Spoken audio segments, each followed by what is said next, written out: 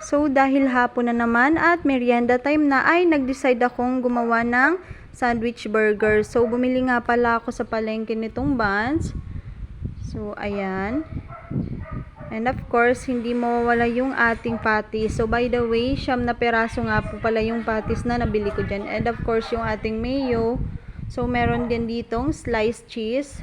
So magpiprito lang ako dyan ng burger patties and the rest ay ready-made na. So to make the story short ay niluto ko na po dyan yung burger patties. So ready to cook naman po yan. And ayan, naglagay muna ako ng mayonnaise sa tinapay. So, isinunod ko na po itong burger and itong sliced cheese. So, eto na po yung nagawa kong burger sandwich. So, hindi ko na po yan tinipid kasi pang merienda lang namin. Pero, kung pang negosyo po ay much better na bawasan nyo po yung inyong mga ingredients para hindi kayo malugi.